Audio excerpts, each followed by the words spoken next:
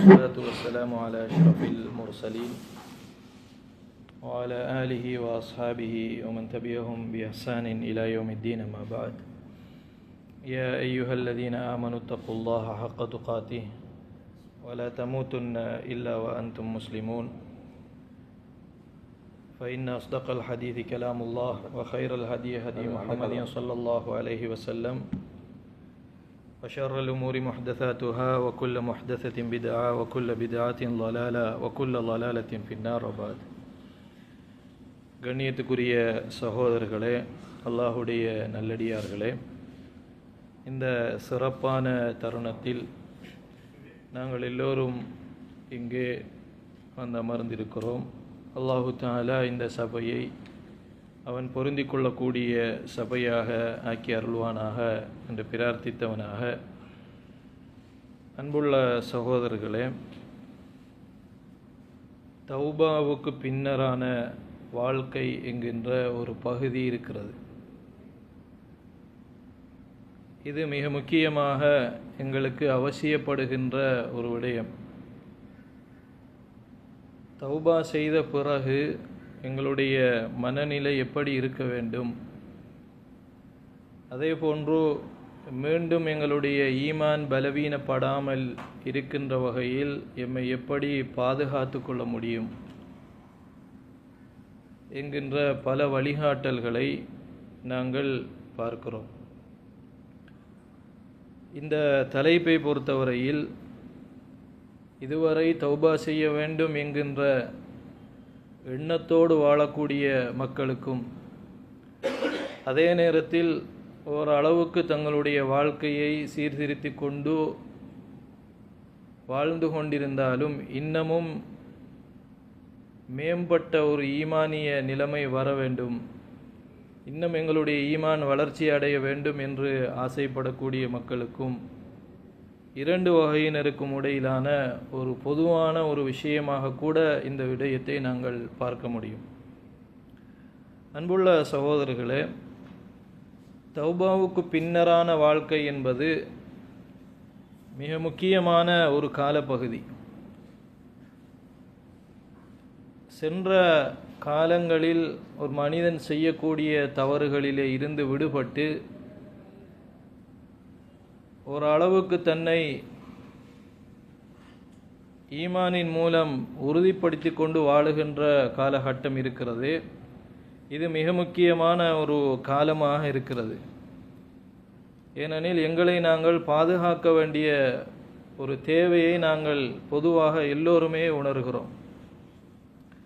அந்த அடிப்படையில் இமாம் இப்னுல் கையிம் ரஹிமஹுல்லா அவர்கள் ஒரு மனிதனுடைய தௌபாவுக்கு பின்னரான வாழ்க்கை எப்படி அமைய வேண்டும் என்பதை மிக அழகாகவும் விரிவாகவும் பேசியிருக்கிறார்கள்.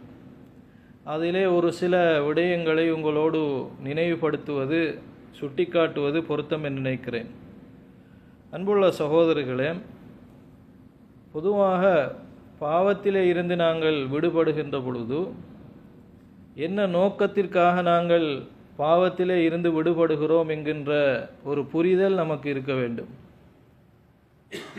அல்லாஹ்வுடைய தண்டனையை நாங்கள் பயந்த காரணத்தினால்தான் ஒரு பாவத்திலே இருந்து நாங்கள் விடுபடுகிறோம். அதே போன்று மறுமை நாளில் அல்லாஹு ஜல்லஷானஹு தஆலா சுவர்க்கத்திலே நம்முடைய அந்தஸ்துகளை உயர்த்துவான் என்கிற ஒரு நம்பிக்கை இருக்கிற காரணத்தினால தான் பாவங்களை நாங்கள் விடக்கூடிய ஒரு சூழ்நிலைக்கு வருகிறோம். அப்போ நாம் எதற்காக ஒரு தவறிலே இருந்து விடுபடுகிறோம் என்று சொன்னால், அல்லாஹ்வுடைய தண்டனையை பயந்த காரணத்தினால்தான் அந்த பாவத்தை நாங்கள் விடுகிறோம். இந்த நோக்கம் மிக முக்கியமான ஒரு நோக்கமாக இருக்கிறது. ஏனென்றால் இந்த நோக்கம் நமக்கு இல்லை என்று சொன்னால், அல்லாஹ்வுடைய தண்டனையை உண்மையாக பயந்து நாங்கள் பாவத்திலே இருந்து விடுபடவில்லை என்று சொன்னால், மீண்டும் அதே பாவத்திற்கு செல்லக்கூடிய வாய்ப்பு இருக்கிறது. அல்லது தவறான எண்ணங்களும் தவறான சூழ்நிலைகளுக்கும் மிக இலகுவாக மீண்டுமே நாங்கள் போய் சேரக்கூடிய ஒரு சூழ்நிலை உருவாகிவிடும். எந்த நோக்கத்தில் நாங்கள் தௌபா செய்யவில்லை என்றால், அல்லாஹ்வுடைய தண்டனையை பயப்படுகுதல் என்கிற நோக்கத்தில் நாங்கள் தௌபா செய்யவில்லை என்று சொன்னால் மீண்டும் அதே தவறுக்கு போவதற்கான வாய்ப்பு இருக்கிறது. அதனால தான் எந்த ஒரு பாவத்திலே இருந்து நாங்கள் விடுபடுவதாக இருந்தாலும் முதலாவது எங்களுடைய நியத் எப்படி இருக்க வேண்டும் என்று சொன்னால், இந்த பாவத்திற்கு அல்லாஹு ஜல்ல ஷானஹு தஆலா மறுமை நாளில் இப்படியான தண்டனையெல்லாம் வைத்திருக்கிறான், அவனுடைய பிடி கடுமையானது, நாளை மறுமை நாளில் நரக வேதனை என்பது சகித்து கொள்ள முடியாதது. அதே நேரத்தில் மூமினான நல்லடியார்களுக்காக அல்லாஹு ஜல்ல ஷானஹு தஆலா சுவர்க்கத்தை தயார் செய்து வைத்திருக்கிறான் என்கிற அந்த எண்ணம் நமக்கு இருக்க வேண்டும். அந்த எண்ணம் இருந்தால்தான் சகோதரர்களே எங்களுடைய தௌபாவை எங்களால் பாதுகாத்து கொள்ள முடியும். அந்த நோக்கத்தில் அந்த எண்ணத்தில் எங்களுக்கு பலவீனம் வறுமையாக இருந்தால் தௌபாவை பாதுகாப்பது மிக கடினமான ஒரு விடயமாக மாறிவிடும். தௌபாவுக்குரிய ஒரு மிகப்பெரிய ஒரு ஸ்பெஷல் என்ன தெரியுமா? யாரெல்லாம் தௌபா செய்கிறார்களோ அது ஒரு வகையான நிம்மதியை அது கொடுக்கும், ஒரு ராகத்தை கொடுக்கும். என்றால் பொதுவாகவே பாவத்தினுடைய சூழ்நிலைகளில் நாங்கள் இல்லாத பொழுது ஒரு நிம்மதியை இயல்பாக உணர்வோம். அப்படி ஒன்று இருக்கிறது. அப்போ உண்மையாக தௌபா செய்வது எதற்காக என்றால் அல்லாஹ்வை பயந்ததற்காகவும் அல்லாஹ்வை பயந்ததனூடாக கிடைக்கின்ற ராகத்திற்காகவும் நிம்மதிக்காகவும் தான் நாங்கள் தௌபா செய்ய வேண்டும். சில நேரம் சில மனிதர்களுடைய வாழ்க்கையை நாங்கள் பார்க்கலாம். பாவம் செய்து செய்து செய்து வாழ்க்கையை அழித்து போய் விடுவார்கள், நிறைய பாவங்களை செய்து விடுவார்கள். மிதமிஞ்சிய அளவிற்கு ஒரு கட்டுப்பாடு இல்லாத அளவிற்கு அவர்களுடைய வாழ்க்கையிலே அதிகமான பாவங்கள் வந்து நிறைந்துவிடும். இப்படி நிறைந்து போகின்ற பொழுது மனித இயல்பு என்ன சொல்லும் என்றால், வாழ்க்கை ஒரு வகையாக அழித்து போவது போல் இருக்கிறது, அப்போ கொஞ்சம் நாங்கள் ரீகவர் ஆக வேண்டும் என்று மனிதனுடைய இயல்பு கூட சொல்லும். அப்போ கொஞ்சம் ரிலாக்ஸ் ஆகுவதற்காக வேண்டி பாவத்தினுடைய சூழ்நிலையை விட்டு ஒருவர் வருவாரையாக இருந்தால் அது மாத்திரம் அவரை பாவத்தை விட்டும் என்ன செய்து விடாது, பாதுகாத்து விடாது. அப்போ பாவத்தை விட்டு நாங்கள் எங்களை பாதுகாத்து கொள்வதாக இருந்தால் அன்புள்ள சகோதரர்களே, நம்முடைய நோக்கம் அடிப்படையில் எதுவாக இருக்க வேண்டும் என்று சொன்னால் அல்லாஹ்வுடைய தண்டனையில் இருந்து நாங்கள் தப்ப வேண்டும் என்பதுதான் அடிப்படையான நோக்கமாக இருக்க வேண்டும். அப்படி இல்லை என்று சொன்னால் உலகத்திலே பாவம் செய்யக்கூடிய எல்லோருமே அமைதியை தேடுகிறார்கள். நடிகர் நடிகைகள் எவ்வளவெல்லாம் கூத்தானமான ஒரு வாழ்க்கையை வாழுகிறார்கள், களியாட்டமான வாழ்க்கையை வாழுகிறார்கள். அவர்களுக்கு ஒரு நிம்மதி தேவைப்படுகிறது. அப்படி நிம்மதி தேவைப்படுகின்ற பொழுது எங்கே போவார்கள்? அவர்கள் சார்ந்த இடங்களுக்கு போய் ஒரு சிறிய அளவிலான நிம்மதியை தேடிக்கொள்வார்கள். அப்படியான சில அந்த அனுஷ்டானங்கள் அவர்களை பாவத்திலிருந்து பாதுகாத்து விட்டதா என்று சொன்னால் பாதுகாக்கவில்லை. ஏனென்றால் அவர்கள் ரீகவராக நினைப்பது இந்த உலகாயுதத்தோடு முடிந்து விடுகிறது. ஆனால் ஒரு மூமின் தன்னுடைய பாவத்திலே இருந்து தன்னை விடுவித்து கொள்ள அவன் நினைப்பதற்கான மிக முக்கியமான காரணமே அல்லாஹ் ஒருவன் தன்னை பிடித்து விடுவான் என்கிற அந்த அச்சத்தின் காரணமாகத்தான் அவன் பாவத்திலிருந்து விடுபடுகிறான், விடுபட வேண்டும். அப்படி விடுபட்டால்தான் தன்னுடைய வாழ்க்கை மௌத்து வரைக்கும் பாதுகாத்து கொள்ள முடியும். எதில் இருந்து? பாவத்திலே இருந்து தன்னை பாதுகாத்து கொள்ள முடியும் என்பதை கண்ணியத்திற்குரிய சகோதரர்களை நாங்கள் விளங்கிக் கொள்ள வேண்டும். அப்போ இந்த உலகத்தில் நாங்கள் தௌபா செய்கிற அந்த நிலை வருகின்ற பொழுது எங்களுடைய நோக்கம் எதுவாக இருக்க வேண்டும் என்று சொன்னால் நரக வேதனையிலிருந்து தப்ப வேண்டும் என்பதுதான் அடிப்படையான நோக்கமாக இருக்க வேண்டும். அந்த நோக்கம் இல்லாமல் நாங்கள் பள்ளிக்கு போகின்ற பொழுது 4 மனுஷர்கள் எங்களை மதிப்பார்கள், அல்லது தாவா நிகழ்ச்சிகளோடு கலந்து கொள்கின்ற பொழுது மக்களுடைய மதிப்புகளை நாங்கள் பெற்றுக்கொள்ளலாம், ஐஸத்தை கண்ணியத்தை பெறலாம் என்பதற்காக நாங்கள் தௌபா செய்தால் அந்த தௌபா தற்காலிகமான தௌபாவாகத்தான் இருக்கும். எனவே அன்புள்ள சகோதரர்களே, அடிப்படையில் நாங்கள் எங்களுடைய உள்ளத்தில் பதிக்க வேண்டிய மிக முக்கியமான அம்சம், அல்லாஹ்வை பயந்த காரணத்தினால் நான் இந்த பாவத்திலிருந்து விடுபடுகிறேன், நரக வேதனையிலிருந்து தப்புவதற்காக வேண்டி நான் இந்த பாவத்திலிருந்து விடுபடுகிறேன். இதுதான் மிக அடிப்படையான விஷயம். இந்த அடிப்படையோடு தான் எங்களுடைய எந்த ஒரு தௌபாவும் அமைய வேண்டும். அப்படி இல்லை என்று சொன்னால் குறுகிய காலத்திற்குள் நாங்கள் எந்த பாவத்தை செய்தோமோ அதே பாவத்தை நோக்கி மீண்டும் வந்து விடுவோம். ஒருவர் சினிமா பார்க்காமல் இருக்க வேண்டும் என்று நினைக்கின்ற பொழுது, ஒரு எண்ணம் வருகின்ற பொழுது சினிமாவை பார்க்காமல் இருப்பார். ஆனால் அவர் பார்க்காமல் இருந்தது அல்லாஹ்வுடைய தண்டனையை பயப்படுதல் என்கிற அந்த பகுதிக்குள் வராமல் இருக்குமேயாக இருந்தால், ஒரு தற்காலிக ஒரு நிம்மதியை தேடக்கூடிய ஒரு விஷயமாக இருக்குமேயாக இருந்தால், அந்த தௌபா என்ன செய்ய மாட்டாது, நிலைத்திருக்க மாட்டாது. அப்போ எப்பொழுதுமே இறைவனுடைய அச்சத்தை மனதில் தாங்கிக் கொள்கின்ற ஒரு நிலைமையில்தான் தௌபா என்பது எடுபடும். தௌபா என்பது நமக்குள் வேலை செய்ய ஆரம்பிக்கும், நம்மளை பரிசுத்தப்படுத்த ஆரம்பிக்கும் என்பதை நாங்கள் மிக முக்கியமாக விளங்கிக் கொள்ள வேண்டும். சகோதரர்களே, எந்த ஒரு தௌபாவை நாங்கள் செய்தாலும் தௌபாவுக்கு பின்னரான மனோநிலை இப்படித்தான் இருக்க வேண்டும். அல்லாஹ்வுடைய அச்சம், பயம், இந்த அல்லாஹ்வுடைய அச்சமும் பயமும் இருக்கிற காரணத்தினால் தான் நான் பாவத்தை விட்டு ஒதுங்கி வந்திருக்கிறேன், ஒரு வழியாக நான் ஒதுங்கி வந்திருக்கிறேன், இறைவனை நோக்கி வந்திருக்கிறேன் என்கிற இந்த எண்ணம் இருக்கிற நிலைமையில் தான் தௌபாவுக்கு பின்னரான வாழ்க்கை இருக்க வேண்டும். இல்லை என்றால் ரொம்ப சுலபமாக நாங்கள் மீண்டும் வழிகட்டு போவதற்கான வாய்ப்பு இருக்கிறது. இதை நாங்கள் அடிப்படையான ஒரு விஷயமாக புரிந்து கொள்ள வேண்டும் சகோதரிகளே. இரண்டாவது, நாங்கள் தௌபாவுக்கு பின்னரான இந்த வாழ்க்கையில் அவதானிக்க வேண்டிய ஒரு பகுதி இருக்கிறது. பொதுவாக மனிதனை பொறுத்தவரையில் போன காலங்களில் நிறைய பாவங்களை அவன் செய்திருப்பான். அந்த பாவங்கள் என்ன செய்யும் என்று சொன்னால், மனிதனுக்கு திரும்ப திரும்ப நினைவுக்கு வந்து கொண்டே இருக்கும். அதில் சில மனிதர்கள் என்ன செய்வார்கள் என்றால் படிப்பினை பெற்றுக்கொள்வார்கள் சென்ற காலங்களில். உதாரணமாக வாலிப காலத்தில் செய்த ஒரு பாவம் அது மனதை உறுத்தி கொண்டே இருக்கும். அப்படியான ஒரு விஷயம் இருக்கிறது. அதே போன்று இன்னொரு மனிதனுக்கு நாங்கள் செய்திருக்கக்கூடிய அநியாயங்கள் சில நேரம் காலம் தாழ்த்தி மனிதனுடைய மனதை அது உறுத்தி கொண்டே இருக்கும். அதே போன்று தாய் தகப்பன்மாருக்கு உக்கூக்குல் வாலிதைன், தாய் தகப்பன்மாரோடு நல்ல முறையில் நடக்காமல் ஒரு காலத்தில் வாழ்ந்திருப்பார், கடினமாக நடந்திருப்பார் பெற்ற தாயோடு. காலங்கள் உருண்டோடுகின்ற பொழுது சில விஷயங்கள் உணர துவங்குவார். சில பாவங்கள் எப்படிப்பட்டவைகள் என்று சொன்னால், அதனுடைய வீரியமும் அதனுடைய மிக மோசமான ஒரு நிலைமையும் உடனடியாக விளங்காது. சில பாவங்களுடைய தன்மை எப்படி இருக்கும் என்றால், காலம் செல்ல செல்லத்தான் நாம் எவ்வளோ அபத்தமான ஒரு வாழ்க்கை வாழ்ந்திருக்கிறோமே அப்படிங்கிற பல விஷயங்கள் நீண்ட காலத்துக்கு பிறகு கூட மனிதன் என்ன செய்ய துவங்குவான், உணர துவங்குவான். சில பாவங்கள் மனிதனுடைய மனதில் வடுவாகவே இருந்து கொண்டே இருக்கும். இதில் நல்ல பகுதியும் இருக்கிறது. இந்த நினைவு வருதல், கடந்த காலத்து பாவங்கள், மனிதன் தனிமையில் செய்த பாவங்கள், அவன் செய்யக்கூடிய பெரும் பாவங்கள், அதே போன்று மனச்சாட்சியை மீறி அவன் செய்த பாவங்கள், இன்னொரு மனிதனுக்கு அவன் குற்றம் இழைத்த பாவங்கள், இப்படியான பல விதங்களில் மனிதன் பாவம் செய்யக்கூடிய ஒரு சூழ்நிலையில் இருக்கிறான். அப்போ காலம் தாழ்த்தி இப்படியான பல பழைய நினைவுகள் வருகின்ற பொழுது அதை எப்படி அணுக வேண்டும் என்று சொன்னால், அன்புள்ள சகோதரர்களை, இஸ்லாம் நமக்கு எப்படி வழிகாட்டுகிறது என்றால், இப்பொழுது அந்த பாவத்தை விட்டு நாங்கள் ஒரு அளவுக்கு விலகி வந்திருக்கிறோம்.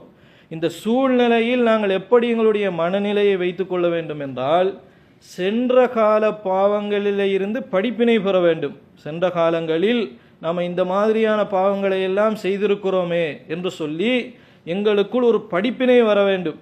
ஆனால் அந்த பாவங்களை தௌபா செய்த பிறகு எங்களுடைய மனதில் நாங்கள் சுமக்க வேண்டிய அவசியம் கிடையாது. மரணம் வரும் வரைக்கும் அந்த பாவத்தின் சுமையோடு, அந்த பாவத்தின் பாரத்தோடையே மனிதன் வாழ வேண்டும் என்ற அவசியம் கிடையாது. எதற்கு பிறகு அவன் தௌபா செய்து உண்மைக்கு உண்மையாக மீண்ட பிறகு கடந்த கால அவனுடைய நிலைமைகளை மனதில் சுமக்க வேண்டிய அவசியம் கிடையாது. இதை இமாம் இப்னுல் கைம் ரஹிமஹுல்லாஹ் அவர்கள் சொல்லுகின்ற பொழுது மிக அழகாக ஒரு விஷயத்தை சொல்லி காட்டுகிறார்கள். எப்படி சொல்லுகிறார்கள் என்றால், ஷைத்தானுக்கு என்று ஒரு பொறாமை இருக்குமாம். ஹசது ஷைத்தான், ஷைத்தானுக்கு என்று ஒரு பொறாமை இருக்கிறது என்று சொல்லுகிறார்கள். அதை ஏன் சொல்லுகிறார்கள் என்றால், ஒரு மனிதன் பாவம் செய்து அந்த பாவத்திலே இருந்து விடுபட்டு வந்த அந்த காலப்பகுதி ஷைத்தானுக்கு மிகவும் சவாலான ஒரு காலப்பகுதி. நம்மை விட்டு தூரமாகி போய்விட்டான், இப்பொழுது அல்லாஹ்வை நோக்கி நெருக்கமாகிவிட்டான். இப்போ மீண்டும் அந்த பாவத்தை நோக்கி வருவதற்கான ஒரு சூழ்நிலை இல்லை என்று ஷைத்தான் உணர்கின்ற பொழுது மனிதனுடைய மனதில் அவன் ஏற்படுத்துகிற ஒரு விடயம்தான், நீ தாழ்வானவன், நீ இந்த பாவங்களை எல்லாம் செய்திருக்கிறாய் அப்படிங்கிற ஒரு குற்ற உணர்ச்சியை ஷைத்தான் என்ன செய்வான், மூமினான மனிதர்களுடைய உள்ளத்தில் ஏற்படுத்தி அவனை மீண்டும் தாழ்ந்த நிலைமைக்கு கொண்டு போவதற்கான கடுமையான முயற்சியில் ஈடுபடுவான். இந்த பகுதிக்குள் யாரும் மாட்டிவிடக்கூடாது. அதனால தான் அல்லாஹு ஜல்லஷானஹு தஆலா அல் குர்ஆனில் சொல்லுகின்ற பொழுது லா தக்னது மிர் ரஹ்மத்தில்லா, அல்லாஹ்வுடைய அருள் என்கிற விஷயத்தில் உங்களுக்கு நிராசையே வந்து விடக்கூடாது. அல்லாஹ் என்னை மன்னிப்பான் என்கிற விஷயத்தில் ஒரு மூமினுக்கு நிராசையே வந்து விடக்கூடாது. இன்னஹு லா யைஅசு மிர் ரௌஹில்லாஹி இல்லல் கௌமுல் காஃபிரூன், நன்றி மறந்தவர்கள், அல்லாஹ்வை மறக்கக்கூடியவர்கள் தான் அல்லாஹ்வுடைய அருளில் நிராசை அடையக்கூடியவர்களாக இருப்பார்கள். ஆக கடந்த காலங்களில் மனிதன் எவ்வளவுதான் பாவம் செய்தாலும் தௌபாவுக்கு பின்னரான வாழ்க்கை மேலே போகக்கூடிய ஒரு வாழ்க்கையாகத்தான் இருக்க வேண்டுமே ஒழிய கடந்த கால பாவங்களுடைய நினைவுகளோடு மனிதன் அலைய வேண்டிய என்கிற அவசியம் கிடையாது. அப்போ அதனால் அறிஞர்கள் எப்படி நமக்கு சொல்லித் தருகிறார்கள் என்றால், பாவத்துக்கு பின்னரான வாழ்க்கை எப்படி இருக்க வேண்டும் என்றால் சென்ற காலத்து படிப்பினை தான். சென்ற காலத்தில் நாம் செய்த பாவங்களிலிருந்து விடுபடுகின்ற பொழுது எங்களுக்குள் ஏற்படுகின்ற படிப்பினை நாங்கள் சுமந்து கொள்ள வேண்டுமே ஒழிய அதனுடைய பாரத்தை மனதில் சுமந்து கொள்ளக்கூடாது. அப்போ எப்படி வாழ வேண்டும் என்று சொன்னால், அல்லாஹ்வை நோக்கி நாங்கள் நகர ஆரம்பிக்க வேண்டும். அல்லாஹ்வுடனான நெருக்கத்தை கூட்டும் பொழுது நாம கண்ணியமானவர்கள் என்கிற ஒரு நிலைமையை உணர துவங்குவோம். நாங்கள் இழிவானவர்கள் இல்லை. மனிதர்களை அல்லாஹு ஜல்லஷானஹு தஆலா எப்படித்தான் படைத்திருக்கிறான், பலவீனமானவர்களாக தான் படைத்திருக்கிறான். சூழ்நிலைகள் வசப்படுகின்ற பொழுது ஷைத்தானுடைய ஆட்கொள்ளுகிற காரணத்தினால் பாவம் செய்யக்கூடிய ஒரு சூழ்நிலை தான் மனிதன் இருக்கிறான். ஆனால் தௌபா செய்த பிறகு அவன் கண்ணியமானவனாக மாறுகிறான். இது நாங்கள் மிக முக்கியமாக புரிந்து கொள்ள வேண்டிய ஒரு விஷயமாக இருக்கிறது சகோதரர்களே. அப்போ கடந்த கால பாவங்கள்ல இருந்து படிப்பினை பெற வேண்டும். சில நேரம் அந்த படிப்பினை எங்களுக்கு ரொம்ப அவசியமாக கூட இருக்கும். கடந்த கால பாவத்துடைய சூழ்நிலைக்கும் இப்பொழுது இருக்கிற சூழ்நிலைக்கும் உலகாயுத தூண்டுதல்கள் இப்பொழுது இருக்கலாம். நம்ம இப்போ அந்த பாவத்தை செய்யாமல் இருந்தாலும் சில உலகாயுத தூண்டுதல்கள் இப்பொழுது இருக்கும். அதிகமான பொருளாதாரம் சேர்ந்திருக்கும். வாழ்க்கையில் எந்த கஷ்டமும் இருக்காது. இப்படியான ஒரு சூழ்நிலை இருக்கின்ற பொழுது திரும்பவும் பாவத்திற்கு போவதற்கான, பழைய பாவங்களை நோக்கி போவதற்கான வாய்ப்பு இருக்கிறது. ஏன்னா கையில் பொருளாதாரம் இருக்கிறது, நினைக்கிற உலகமெல்லாம் கிடைக்கிறது என்கின்ற பொழுதும் எந்த பாவத்தில் இருந்து அவன் தௌபா செய்தானோ அதே பாவத்தை நோக்கி அவன் மீளமும் போவதற்கான வாய்ப்பு இருக்கிறது. அப்போ அப்படியான ஒரு மனநிலை தௌபாவுக்கு பிறகு நமக்கு வறுமையாக இருந்தால் உடனடியாக நாங்கள் அவதானமாக இருந்து கொள்ள வேண்டும், படிப்பினை பெற்றுக்கொள்ள வேண்டும். அன்புள்ள சகோதரர்களே, இது மிக முக்கியமான ஒரு விடயம். ஆக தௌபாவுக்கு பிறகான இந்த காலத்தை எங்களை தாழ்த்தி கொள்கிற காலமாக நாங்கள் ஆக்கிக்கொள்ளாமல் அல்லாஹ்வுடனான நெருக்கத்தை ஏற்படுத்தி ஏற்படுத்தி ஏற்படுத்தி பழைய பாவங்களுடைய தடயங்களை அழித்து பொதுவாக எந்த ஒரு பாவத்திற்கும் எது இருக்கும் என்றால் தடயங்கள் இருக்கும். ஒரு மனிதன் கடந்த காலங்களில் பாவம் செய்தால் சகோதரர்களே, அந்த பாவத்தினுடைய தடயம் எச்ச சொச்சங்கள் ஆங்காங்கே இருந்து கொண்டிருக்கும். அப்போ அதெல்லாம் அழிக்க வேண்டிய ஒரு தேவை இருக்கிறது நமக்கு. அப்போ அது எப்படி நாங்கள் அழிக்கலாம் என்று சொன்னால், அல்லாஹ்வுடைய நெருக்கத்தை அதிகரிக்க அதிகரிக்க பழைய பாவங்களுடைய தடயங்கள் மெல்ல மெல்ல மறைய ஆரம்பிக்கும். அப்போ நம்மட மனதில் இருந்து பழைய தவறுகளினுடைய தடயங்கள் எந்த அளவுக்கு அழிந்து போகுமோ அந்த அளவுக்கு மனதில் ஒரு நிம்மதியும், நம்ம அல்லாஹ்வோட நெருக்கமாக இருக்கிறோம் என்கிற ஒரு இயல்பான எண்ணத்தையும் அல்லாஹு ஜல்லஷானஹு தஆலா நம்முடைய உள்ளத்திலே போடுவான் சகோதரர்களே. எனவே தௌபாவுக்கு பின்னரான வாழ்க்கை பொடுபோக்கான வாழ்க்கையாக ஒரு பொழுதும் இருக்கக்கூடாது. முன்னர் நாம் செய்த தவறுகளின் தடயங்கள் எங்கெல்லாம் தெரிகிறதோ அந்த எல்லா வைரஸ்களையும் நாங்கள் கொஞ்சம் கொஞ்சமாக அழித்து எங்களை ஒரு பூரணமான ஒரு நிலைமைக்கு, அல்லாஹ்வோடு நெருக்கமான ஒரு நிலைமைக்கு வருகிற வரை முயற்சி செய்து கொண்டே இருக்க வேண்டும். இந்த முயற்சி தொடர்ந்து கொண்டே இருக்க வேண்டும். நம்முடைய மரணம் வரைக்கும் இந்த முயற்சி இருக்க வேண்டும். இறைவனுடனான நெருக்கம் அதிகரித்து கொண்டே இருக்க வேண்டும். இந்த நெருக்கம் அதிகரித்தால் பாவமான சூழ்நிலையில் நம்ம எந்த அளவுக்கு தாழ்ந்திருந்தோமோ, பாவம் இல்லாமல் தௌபா செய்திருக்கிற இந்த சூழ்நிலையை அல்லாஹ் ரப்புல் ஆலமீன் நம்மளை உயர்த்தி கொண்டு போய்விடுவான். அதனால் அன்புள்ள சகோதரர்களே, கடந்த கால அந்த பாவத்துடனான நம்முடைய பார்வை இந்த அடிப்படையில் இருக்க வேண்டும் என்பதை நாங்கள் விளங்கிக் கொள்ளணும். இப்படி நாங்கள் எங்களுடைய சிந்தனை வைத்துக் கொள்வோமையாக இருந்தால் மீண்டும் பாவம் செய்ய மாட்டோம்.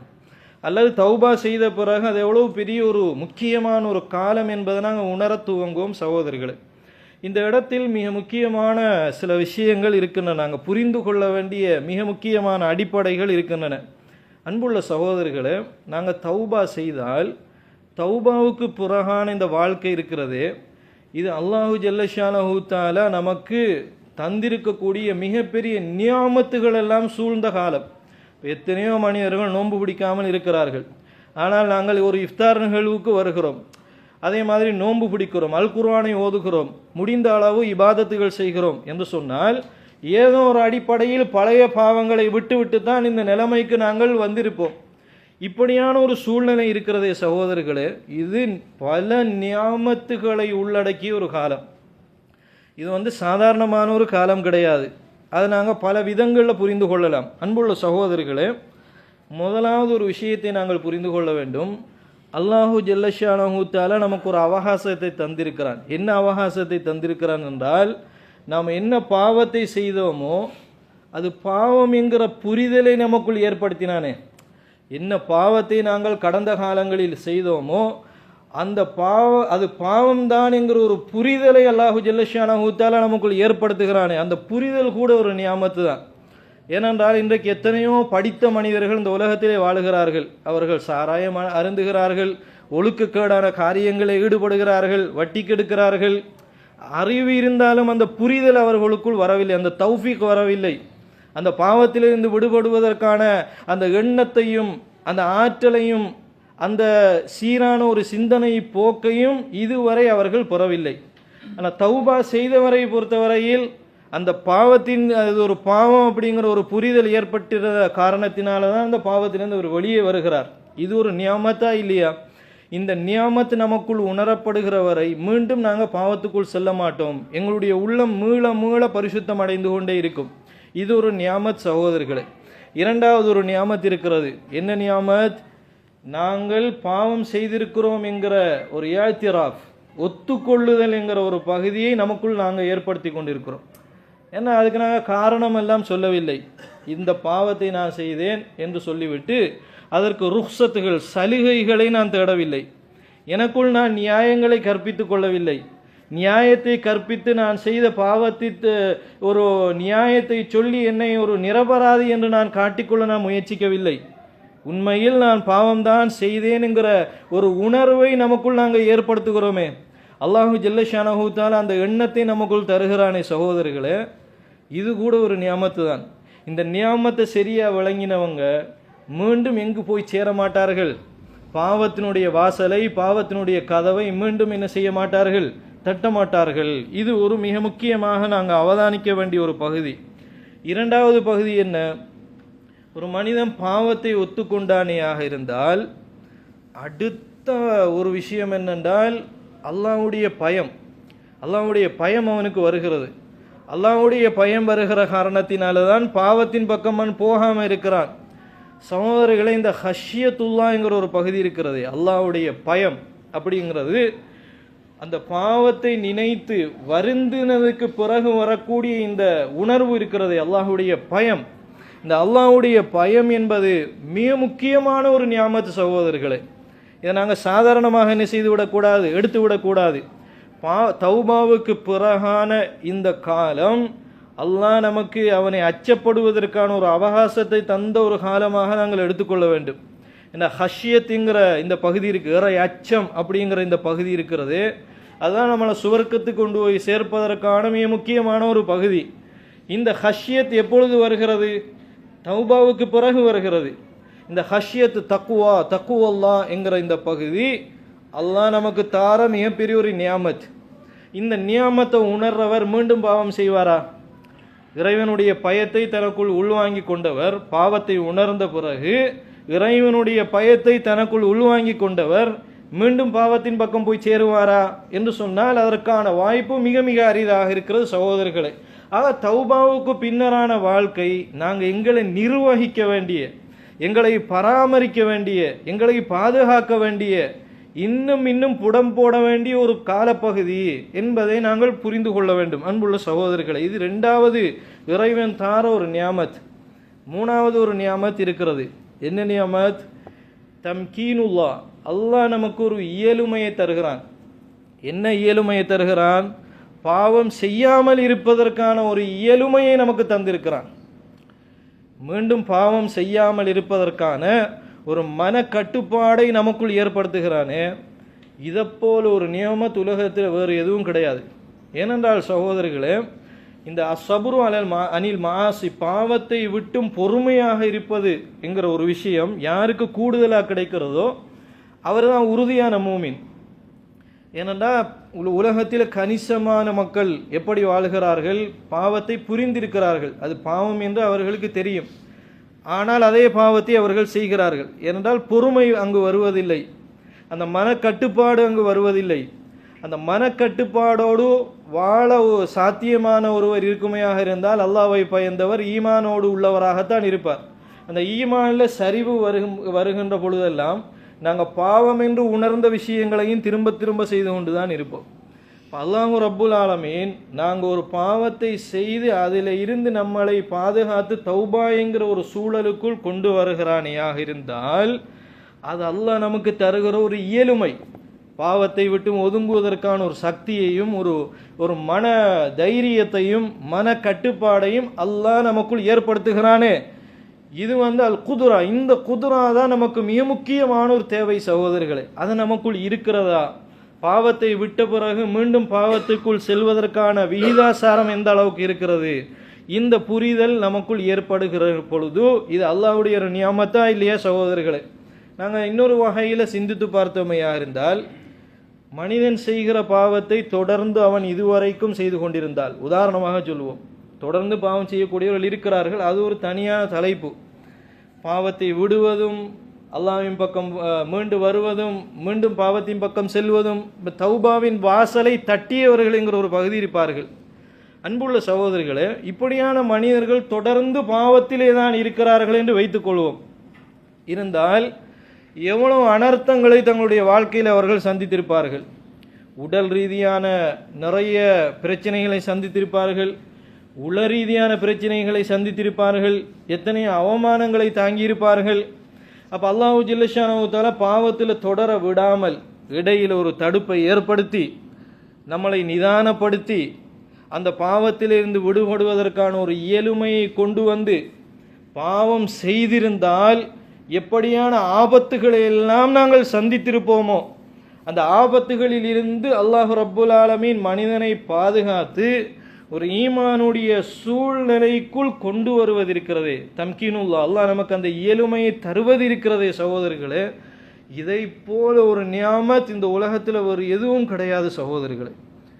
அல்லாஹ் ரப்புல் ஆலமீன் அப்படியான ஒரு சூழ்நிலையை தந்திருந்தால் அதை நாங்கள் மனதால் உணர வேண்டும். அப்படி உணர்ந்தால் சின்ன சின்ன பாவங்களிலிருந்து கூட எங்களை பாதுகாத்து கொள்ள முடியும்.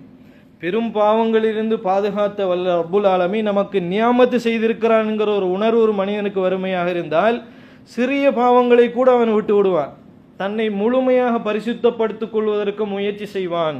இதை நாங்கள் புரிந்து கொள்ள வேண்டும். இது அல்லாஹு ஜல்லஷானஹு தஆலா நமக்கு செய்திருக்கக்கூடிய மிக முக்கியமான ஒரு நியாமத். எதற்கு பிறகு? தௌபாவுக்கு பின்னரான காலப்பகுதி. இப்போ நான் பேசிக்கொண்டிருப்பது தௌபாவுக்கு பின்னரான காலப்பகுதி. இதை நாங்கள் சரிவர விளங்கி கொண்டோம் என்று சொன்னால் மீண்டும் பாவத்தின் பக்கம் போவதற்கான வாய்ப்புகளை நாங்கள் குறைத்து கொண்டே வரலாம், அதை மைனஸ் ஆக்கி கொண்டே வர முடியும் என்பதை கண்ணியத்திற்குரிய சகோதரர்களை நாங்கள் புரிந்து கொள்ள வேண்டும். இதில் தௌபாவுக்கு பின்னரான இந்த வாழ்க்கை இருக்கிறது, இதில் கலாகதுரோடு இணைந்த ஒரு மிகப்பெரிய ஒரு ஹிக்மத் இருக்கிறது. ஏன்னா அல்லாஹு ரப்புல் ஆலமீன் நம்முடைய உள்ளத்தை அவனுடைய இரு விரல்களுக்கு மத்தியிலே வைத்திருக்கிறான். அல்லாஹு ஜல்லஷானஹு தஆலா அவனுடைய விரல்களுக்கு மத்தியில் வைத்திருக்கிறான். அதை அவன் நாடுகிற வகையில் புரட்டக்கூடியவன். சில நேரம் நம்ம எவ்வளோ முயற்சி செய்தாலும் யாருடைய நாட்டம் தேவைப்படுகிறது? இறைவனுடைய நாட்டம் தேவைப்படுகிறது. சில பாவங்களுக்கு நாங்கள் போகக்கூடாது என்று 100% நாங்கள் உணர்வோம், ஆனால் நமக்கு அந்த சக்தியே வராது. அதே பாவத்தை திரும்ப செய்யக்கூடியவர்களாக இருப்பார்கள். சில நேரம் மதுவுக்கு அடிமையாக இருக்கக்கூடியவர்கள், சிகரெட் மாதிரியான புகைத்தலுக்கு அடிமையாக இருக்கக்கூடியவர்கள், அல்லது இன்னொரு தனிப்பட்ட ரீதியான சில ஒழுக்க வீழ்ச்சிகளுக்கு அடிமைப்பட்டிருக்கக்கூடியவர்கள், அது பாவம் என்று அவர்களுக்கு தெரியும், ஆனால் அதனுடைய ஆபத்தும் அவர்களுக்கு புரிந்திருக்கிறது. அதை செய்யாமல் மாத்திரம் இருக்க முடியவில்லை. இது இன்றைக்கு இருக்கக்கூடிய நவீன காலத்தில் இருக்கக்கூடிய ஒரு மிகப்பெரிய ஒரு அனர்த்தமான ஒரு பிரச்சனை, ஒரு உளவியல் ரீதியான ஒரு மிகப்பெரிய ஒரு பிரச்சனையாக சமாளிக்க முடியாத ஒரு சிக்கலாக இருந்து வருகிறது சகோதரர்களே. அப்போ அந்த சந்தர்ப்பத்தில் அப்படியான சூழ்நிலையில் அல்லாஹ் நமக்கு ஒரு கதிரை நாடுகிறான். நமக்கு ஒரு கதிரை அல்லாஹ் நாடி பாவத்திலே இருந்து நம்மளை கலட்டி கொண்டு வந்து தக்பீரை கட்டி ஒரு இமாமுக்கு பின்னால் தொழுவதற்கான ஒரு வாய்ப்பை அல்லாஹு ஜல்லிஷானஹு தஆலா ஏற்படுத்துகிறானே, இந்த கலா கதிரை கொண்டு அல்லாஹ் தன்னை அவனுடைய அருளை கொண்டு சூழ்ந்திருக்கிறான் என்கிற உணர்வு நமக்குள் வந்தால், அல்லாஹ் அவனுடைய கதிரில் எனக்கான நன்மையை எழுதி வைத்திருக்கிறான், என்ன அவன் அவனுடைய ரஹ்மத்திலே இருந்து அவனுடைய கதிரிலிருந்து தூரப்படுத்தவில்லை என்கிற உணர்வு நமக்குள் வந்தால், அன்புள்ள சகோதரர்களை, மீண்டும் பாவம் செய்ய ஒரு பொழுதும் மனம் நினைக்காது. ஏன்னா அல்லாஹ்வுடைய கதிர் என்பது அல்லாஹ் நமக்கு தார ஒரு அவகாசம். நம்மளை நல்லவனாக வாழ வைப்பது என்பது, மார்க்க சூழ்நிலைக்கு அடிக்கடி வர வைப்பது என்பது, அல்லாஹ்வுடைய மார்க்கத்திற்காக தியாகம் செய்ய வைப்பது என்பது, அல்லாஹ் ரப்புல் ஆலமீன் புரிந்து கொள்ளக்கூடிய வகையில் வாழக்கூடிய ஒரு சூழ்நிலை ஏற்படுத்தி தருவது என்பது இறைவனுடைய கதிர். அந்த கதிரில் அல்லாஹ் ஷா அஃபீஹி ஹைரன், ஒரு நலவை அல்லாஹ் நாடுகிறான் என்று சொன்னால், அந்த நலவை நாம் பாதுகாக்க வேண்டுமா அல்லது அதை நாங்கள் உதாசீனப்படுத்த வேண்டுமா? அதை நாங்கள் நலவை பாதுகாக்க வேண்டும் என்கிறது தான் மிகப்பெரிய ஒரு புத்திசாலித்தனமாக இருக்கும். அன்புள்ள சகோதரர்களே, தௌபாவுக்கு பின்னரான வாழ்க்கையில் அல்லாஹ்வுடைய கதிர், அல்லாஹ்வுடைய இரக்க பார்வை என்னோடு இருக்கிறது என்கிற உணர்வு நமக்குள் இருந்தால், மீண்டும் பாவத்திற்கான வாசலை நாங்கள் தட்டுவதற்கான வாய்ப்பு மிக மிக அரிதாக இருக்கும். இந்த புரிதல் நமக்குள் வர வேண்டும். அன்புள்ள சகோதரர்களே, இதை விட இன்னொரு மிக முக்கியமான ஒரு பகுதி இருக்கிறது. என்ன பகுதி என்று சொன்னால், பாவம் செய்யக்கூடிய மனிதர்களில், இந்த உலகத்தில் பாவம் செய்யக்கூடிய மனிதர்களில் அதிகமான மனிதர்களோடு அல்லாஹ் மிச்சம் டீசெண்டாகத்தான் நடந்து கொள்கிறான். அவர்களுடைய பாவத்துடைய விஷயத்தில் அல்லாஹ் மிக மரியாதையாக நடந்து கொள்கிறான். சுபஹானல்லாஹ். அன்புள்ள சகோதரர்களே, அல்லாஹு ரப்புல் ஆலமீன் ஒரு மனிதன் பாவம் செய்கிற அந்த சூழ்நிலையில் அல்லாஹு ஜல்லஷானஹு தஆலா சித்ர் என்கிற அந்த திரையை அவன் ஏற்படுத்தவில்லை என்று சொன்னால், அந்த மறைப்பு என்கிற ஒரு பகுதி இருக்கிறது, அதை அல்லாஹ் ஏற்படுத்தவில்லை என்று சொன்னால், இன்றைக்கு பலருடைய நிலைமையை நாங்கள் யோசித்து பார்க்கலாம். மனிதனுடைய நிறைய சிறுகள் அவனுக்கும் அல்லாஹுக்கும் மாத்திரம்தான் தெரிந்த விஷயங்களாக இருக்கின்றன. அல்லாஹு ஜல்லஷானஹு தஆலா இந்த உலகத்தில் செய்யப்படக்கூடிய ஏராளமான தவறுகளுக்கு தன்னுடைய திரையை அவன் போட்டு வைத்திருக்கிறான். அதனால தான் மறுமை நாளில் யௌமத்துபுலஸ் சராயிர், மறுமை நாளை அல்லாஹ் அதை கண்டு விசேஷமாக வைத்திருக்கிறான். எதற்காக அல்லாஹ் மறுமை நாளை விசேஷமாக வைத்திருக்கிறான்? சிறுகளை வெளிப்படுத்தக்கூடிய இடம்தான் மறுமை நாள், மஹ்ஷர் மைதானம். நாளை மறுமை நாளில் விசாரணை மன்றம். இந்த மன்றம் என்பது சிறுகள் வெளிப்படுத்தப்படக்கூடிய இடம்.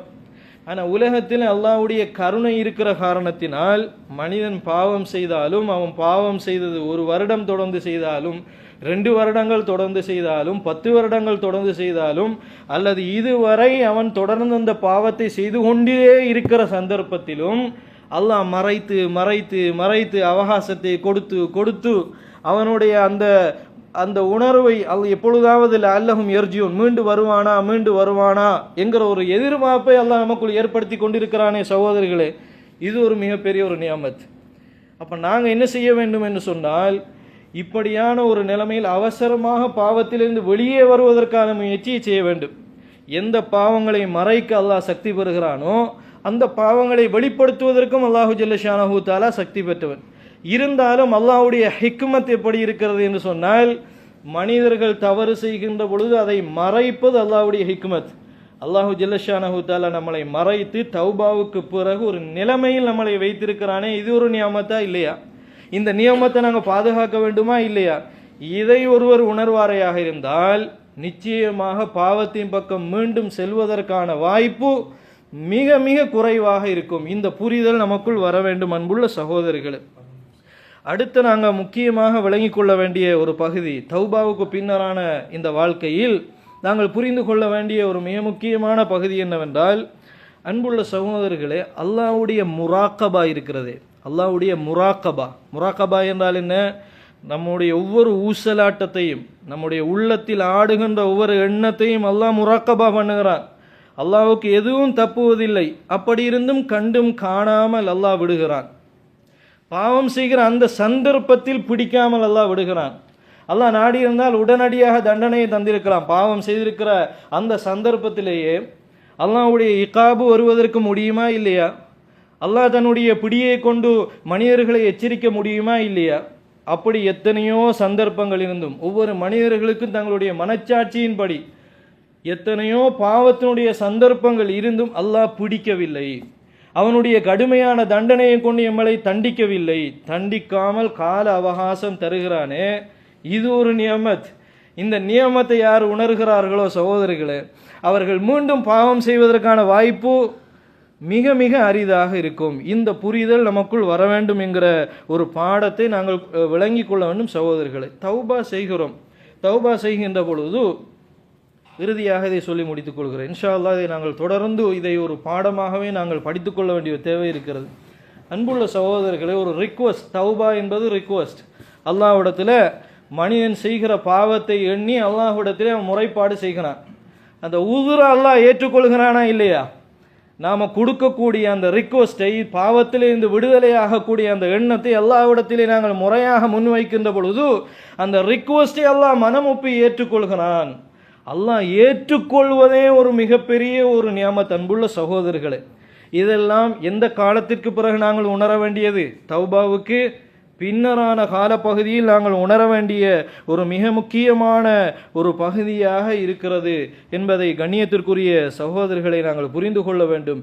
இது தௌபாவை பற்றிய வெறுமனே நாங்கள் உரையாக மாத்திரம் புரிந்து கொள்ளாமல் எங்களுடைய மனநிலையை எப்படி பாவத்திலே இருந்து கலட்டலாம், பாவத்திலிருந்து எங்களை எப்படி விடுவிக்கலாம், மீண்டும் மீண்டும் பரிசுத்தம் அடைந்து கொண்டே எப்படி போவது என்பதற்கான வழிகாட்டல்கள் தான் இவை. இன்ஷா அல்லாஹ் தொடர்ச்சியாக நாங்கள் அடுத்தடுத்த வகுப்பிலே பார்த்துக் கொள்வோம். வாஹிரு தஅவானா அனில் ஹம்துலில்லாஹி ரப்பில் ஆலமீன்.